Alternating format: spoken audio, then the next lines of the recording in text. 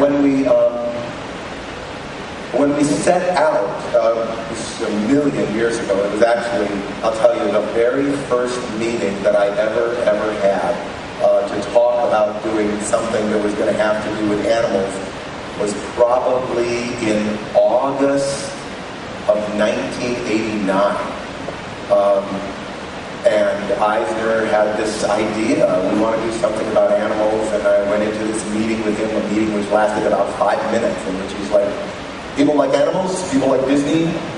If Disney did something with animals, people would like that.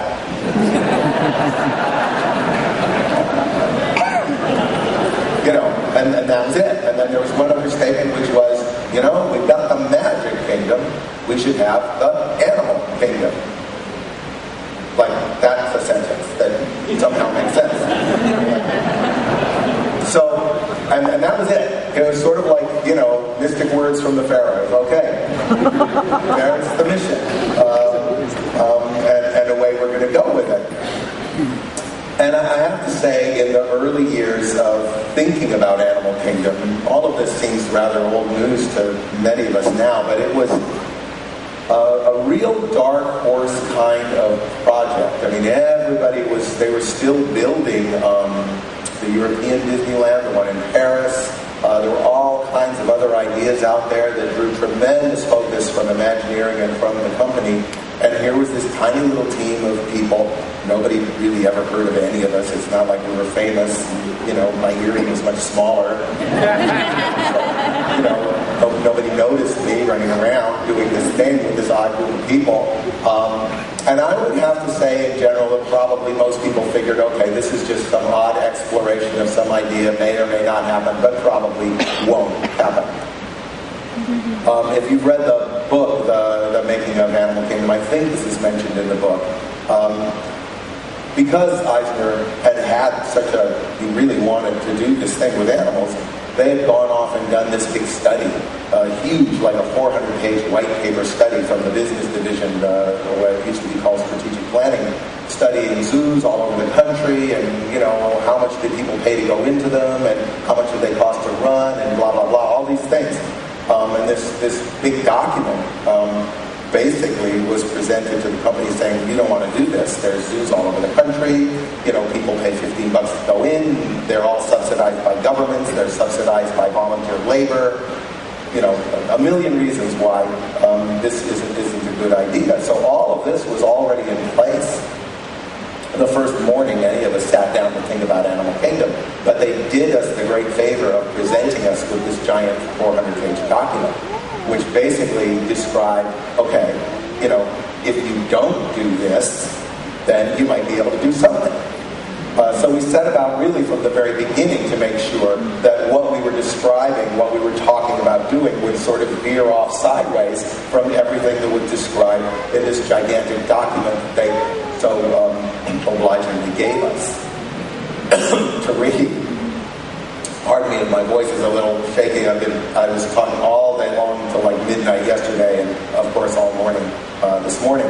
So I have slides that I'm going to sort of talk through a little bit of that history of how things went down in those years. But one of the things I think would be interesting for all of you to understand is the degree to which, as much as Animal Kingdom is a place, it's obvious that it's a place. It's built out of concrete, it's built out of steel, it's got doors, it's got air conditioning, people come and go. It was really conceptualized as a story. We really do think of it the way you think about a movie, the way you think about a play, the way you think about a novel. It just happens to be built with physical objects. But in fact, it's meant to function like a story that when people come, they are wrapped up inside of this story. And to the degree that they choose to use their own imaginations and to indulge in the reality of that story, to that degree, we want to provide them a place where it can be that real for them. Not everybody wants to do that. Obviously, there's the people who want to ping off, every e-ticket they can here and then buzz off to another theme park. And okay, that's great. I don't actually believe that's the way to reap the value of what has gone into Animal Kingdom. I really think the best way to get the value out of Animal Kingdom is to really, really slow down and pay attention and sort of read it the way you would read a really, really complicated, rich kind of novel. So like I said, I don't have like a structured presentation. I'm going to sort of show slides. I'm going to talk about kind of what some of the slides represent, talk about some ideas. I have one little riff I'm going to take you through, might help you understand how we think, and we'll just see where that leads us. Now, I wonder is that screen good for you guys? Because some of these slides, let's just see when we go to this slide, because otherwise I'd take the lights down a little bit. Okay. This is Disney's Animal Kingdom. If you travel the property at all, you can almost see where everything is. There's the big canal that runs through the northern savannah. As a matter of fact, that little crossover is still there, right in the middle of the elephant area of the savannah. See where the little road goes over the canal? And then that great big thing that looks a little bit like a racetrack, big chunks of that are still there. Pretty much where Asia is today, where the unbuilt part of Asia beyond Colorado River Rapids, that's kind of where that is. And then as you look down that road that continues on down, you can kind of figure out where Africa goes almost halfway down, really, to where you see this sort of three big sandy patches.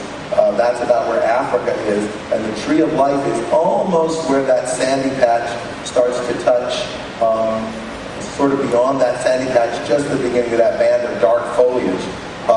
It was just this gigantic piece of land that we were going to imagine we were going to do something interesting on.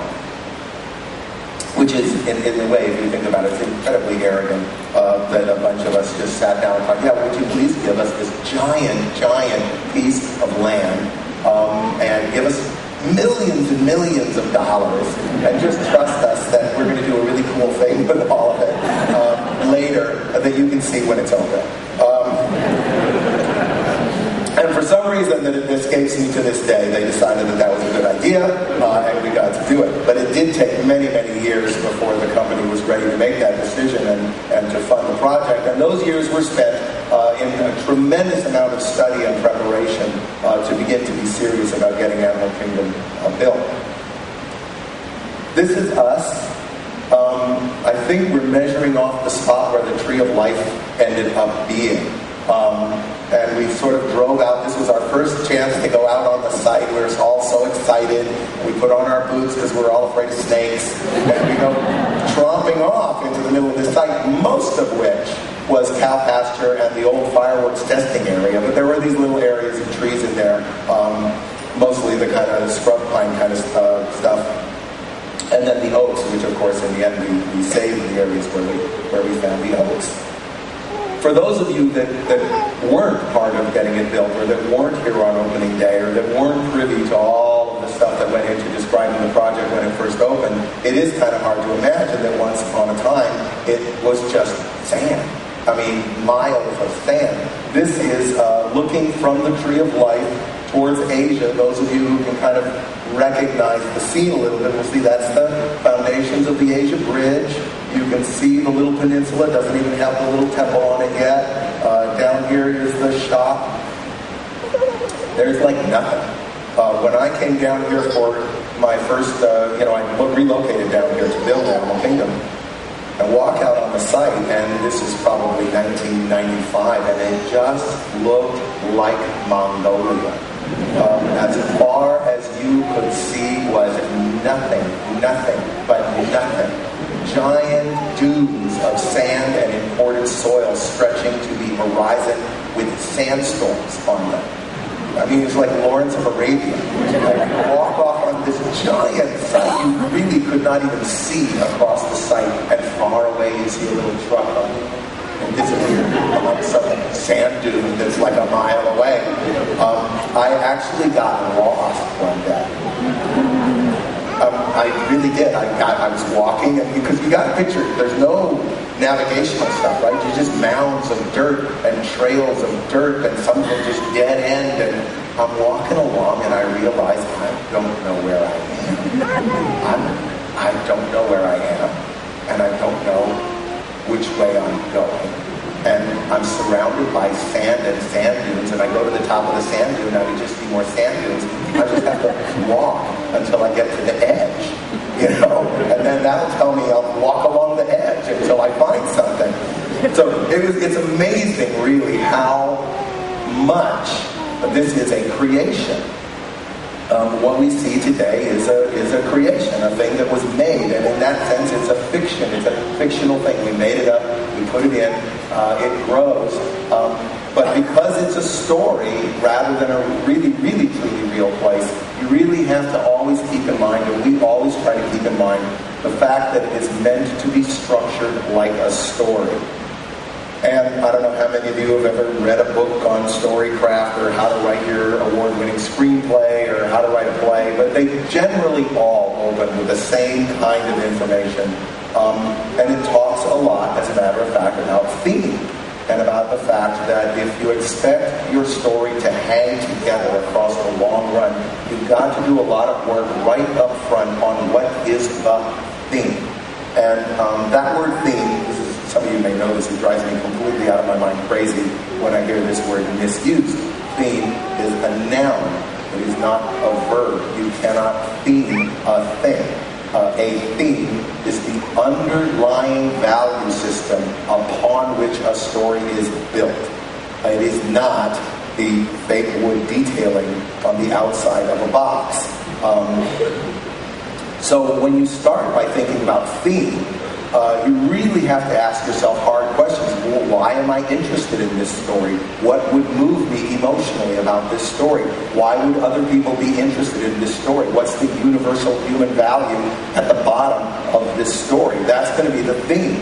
And if you can find those themes, and there can't be very many of them, because they start crossing past each other and getting way too complicated, you find those themes, you dedicate yourself to those themes, and you try to drive every single piece of design to follow these themes. Now, not the only one, but one of the major themes of Disney's Animal Kingdom is this intrinsic value of nature. This idea that nature itself has a value which is a greater value than the value of anything else that you can put on the other side of the balance. Nature's value is greater than money. Nature's value is greater than convenience. Nature has intrinsic value, a value in and of itself. I don't have to save the environment because it's good for the watershed. I just can save the environment because it's got value.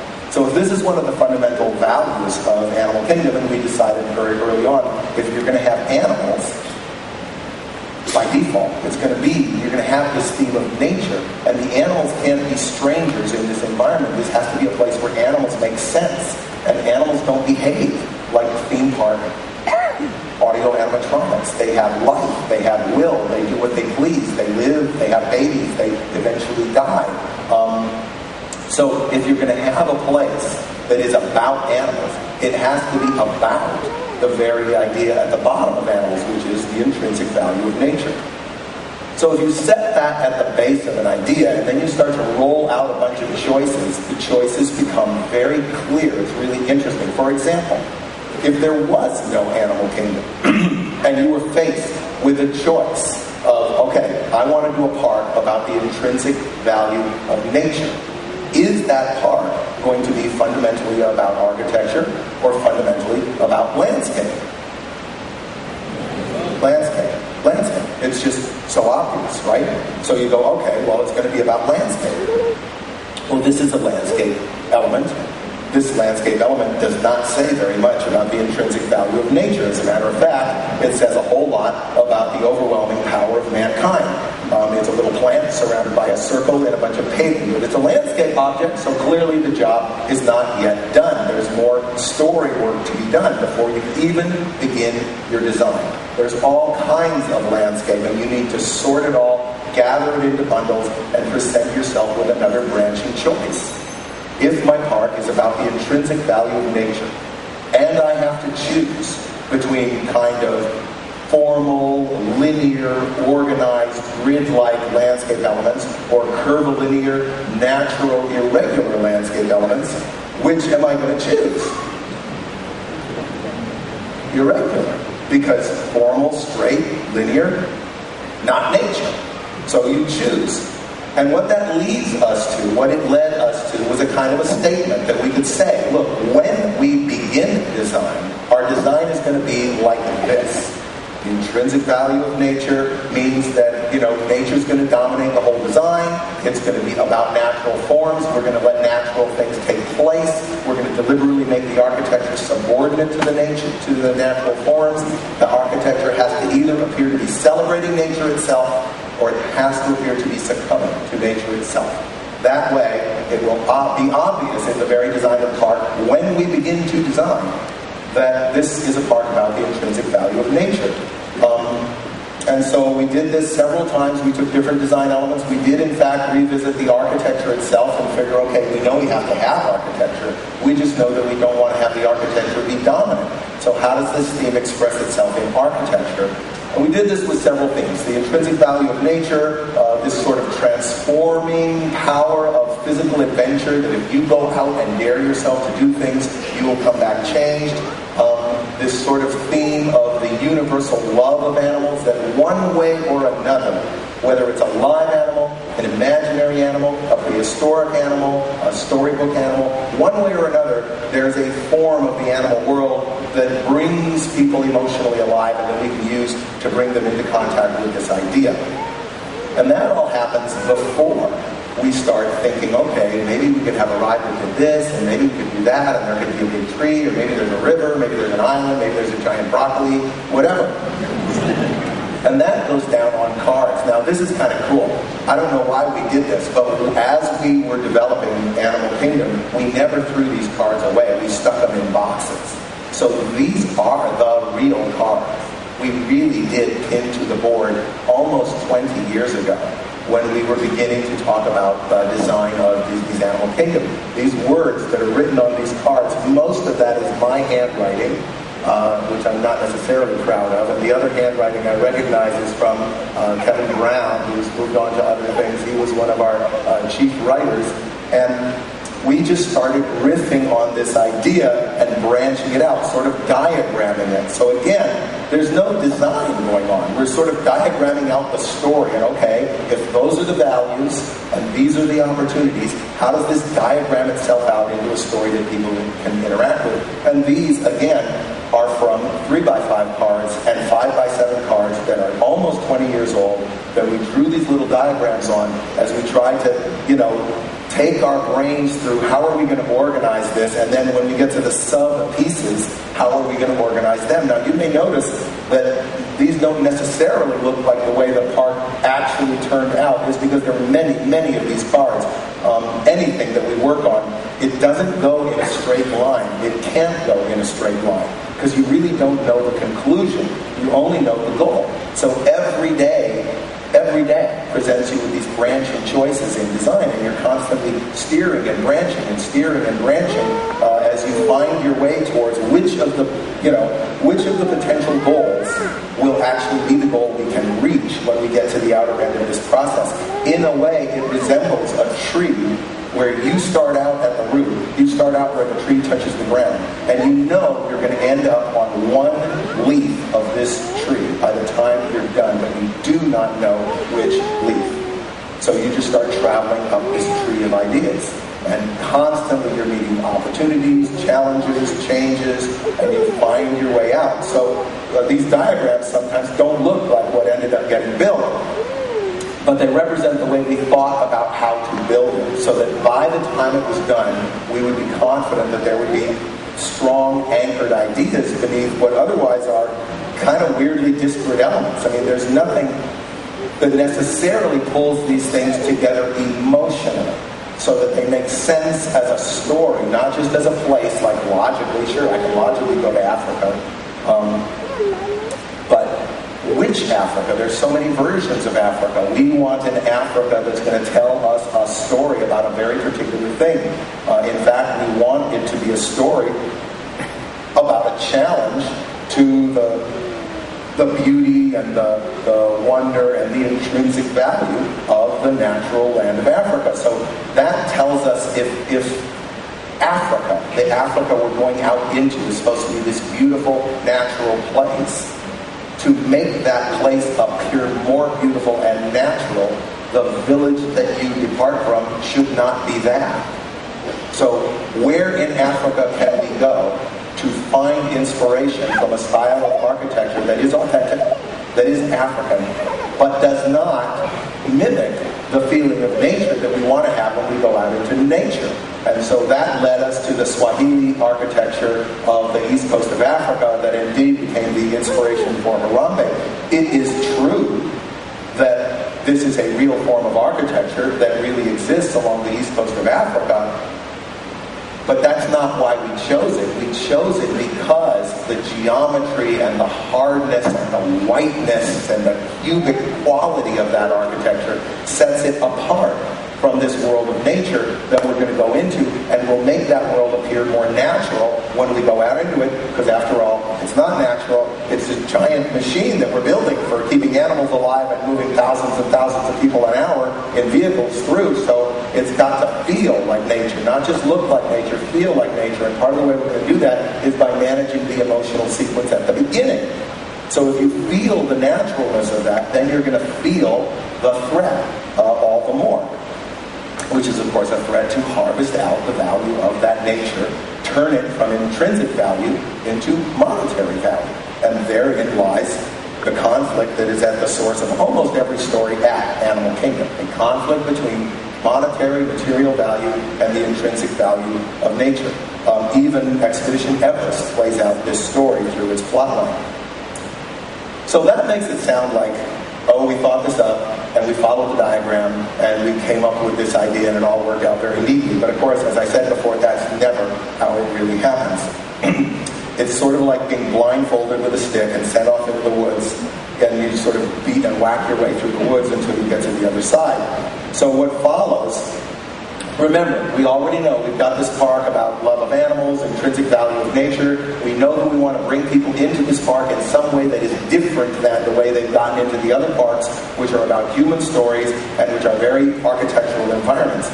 And what follows is a series of renderings of various explorations of how we might do that. There was the art version, where we thought, well, we're trying to save the planet, like Noah, what if it was like an ark? And we thought, you know what, we will never make it 2 steps down the racetrack with this idea before we're up to our hips in controversy. So, go on. So then we thought of this idea, okay, it's like a garden architectural environment, and it's got sculptures of all these animals, and they're marching their way into the park like they've come to the park as if it was like an ark, and they're all marching in from everywhere, and we march in with these animals, and they're all around us, and they're all headed into the park. And then we thought, okay, so that means when I come to the park, and I look at my first view, and I take a photograph of my view, I'm looking at hundreds of animals' butts. Okay, so it's not that. That's not the idea. So we go to another idea. Okay, no, it's going to be like this kind of woodstocky, woodsy little village with stained glass and, Art Nouveau little cottagey things in the woods, and, and then we thought, okay, well, that's great if you're like a hippie.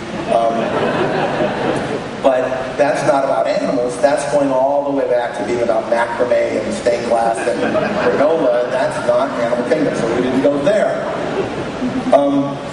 So then we had this, okay, it's going to be this gigantic cavernous grotto that's full of ferns, and it's like the beginning of the world, and you're going to go into this huge grotto, and you pop out on the other side, and you end up in the park. And in fact, the grotto concept is the final one that sort of everybody looks at and goes, all right.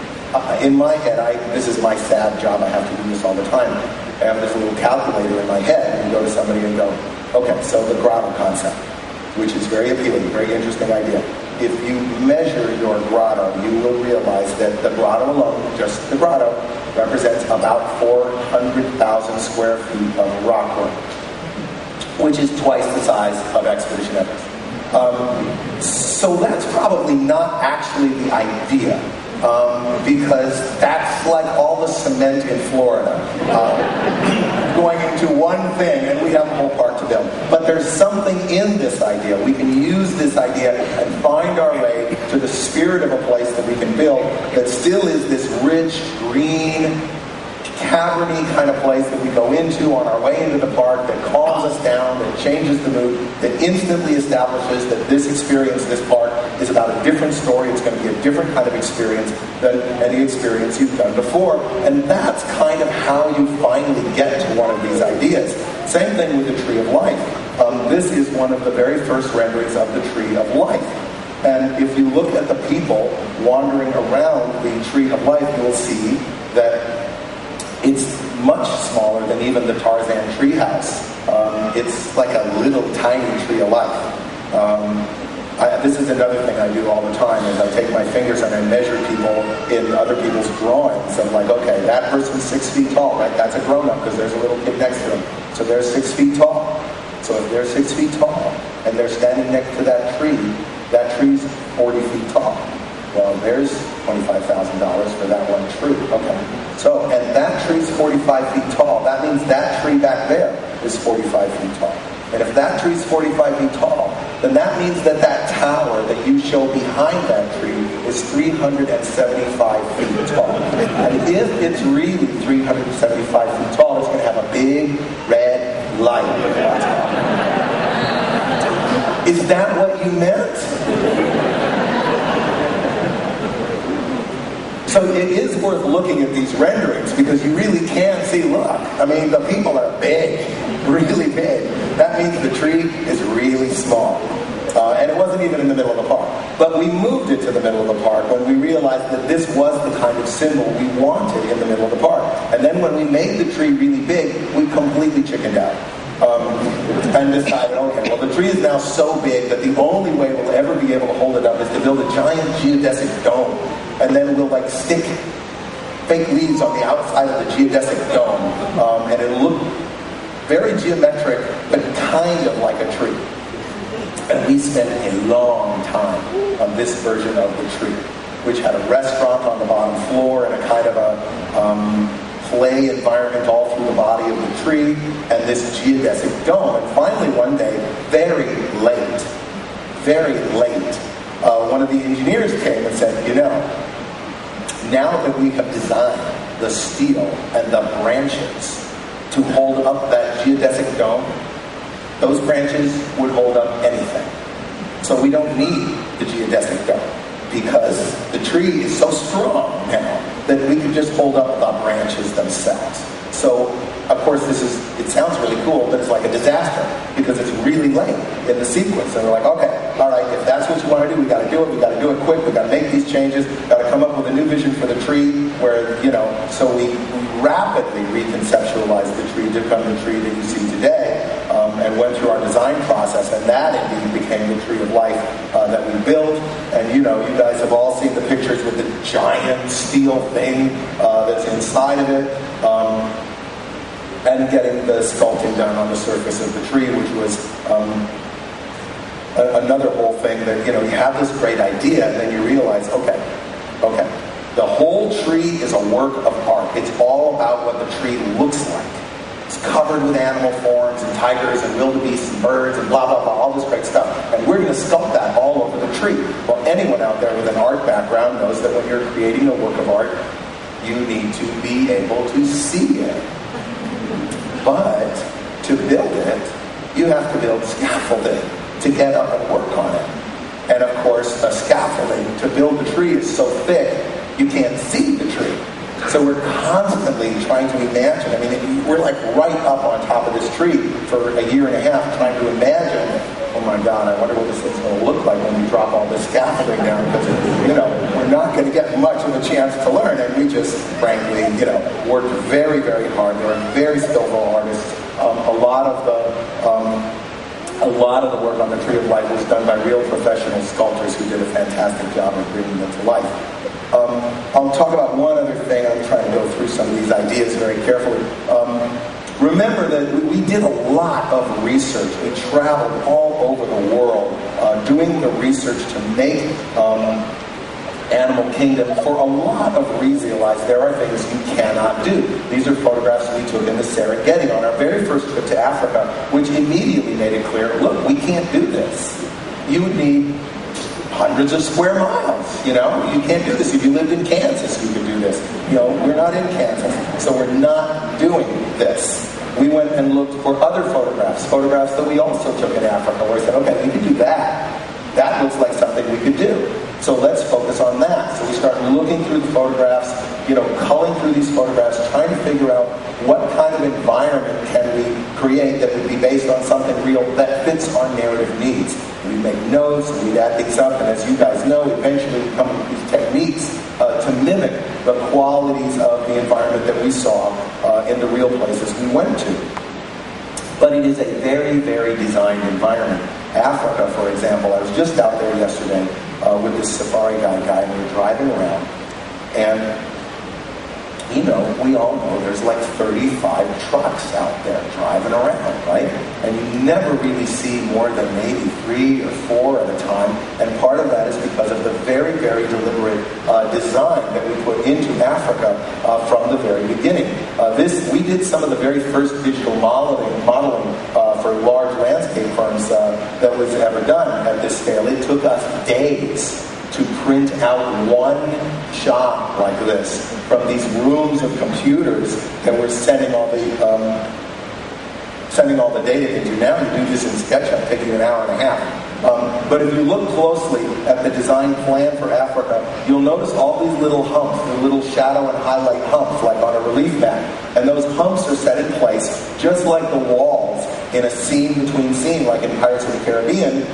You know, as you ride through Pirates of the Caribbean, you don't realize that you're kind of looping back and forth through an architectural environment from room to room, because the walls and the scenes of the rooms prevent you from being aware of all the other boats and all the other rooms and all the other scenes. And the African safari was designed the same way, so that when it was finally executed, when it was done, you wouldn't really understand how it laid out, and you wouldn't be aware of the reality of what it is. We're not trying to present you with the reality of what it is. You're supposed to be inside a story about being in a safari camp in Africa. So, you know, we would do the renderings, expressing kind of where we wanted the story to go. Another problem we came up against, which is kind of interesting, and you know, a lot of these pictures I don't know have been seen before. They're just kind of stuff I pulled from the file. But so we knew, unlike a scene in a ride where you can direct people to look over here, we knew 2 things. 1, you can look wherever you please. And number 2, we will never know where the focal object is going to be, which is an animal. The animal could be anywhere, and you can look anywhere. So when we did our storyboards, every 30 seconds, we drew a line on the ride track, estimated the average speed of the vehicle, made a dot every 30 seconds, and we drew these 180-degree storyboards that we would hold up in front of our faces like this, and go, okay, that's at, you know, second number 700, we're here seeing something like this. The wildebeest might all be over here, they might all be over here, but they're going to be here in this scene. Okay, pick up the next one, you know, and we bend it around our head and go, all right, this is the next scene. So we can get some sense of what is this going to be like to progress through this environment, because of course back then there wasn't, like, you couldn't do a digital ride-through or something, no such thing existed. And then, of course, how successful are we going to be at everything we know, keeping the guests from knowing those things, so that what they see and what they feel is completely natural in its feeling. This is a photograph I took during production of the Flamingo Pool, and this is virtually the same view from the guest point of view as they drive by on the ride track. So this feels like nature, and of course, you know, those flamingos have to be able to stay there. They have to not have to worry that, you know, animals are going to come get them. They have to have a safe life on a little island where they can raise their babies. And yet we don't want you to feel that. We want you to feel that, wow, I'm in Africa, and there happen to be some flamingos. So that's examples of that, I think, in the park. And Everest has these ancient roots. This actually, if I have this image here. This is a painting from, I did this in 1991. And it is a view from pretty much where Flame Tree is now, looking out across the water to what Everest is now, only that's Bhutan instead of Nepal. And the safari village that was Asia moved onto the side of Asia instead of on the side of the island. The safari village originally were kind of on the island, and you crossed over for just the safari. So this just went in a box, and it just went in a box. I'm like, okay, you know, we're moving on, we branched off, we're heading out towards the outlet of our tree, way down the road.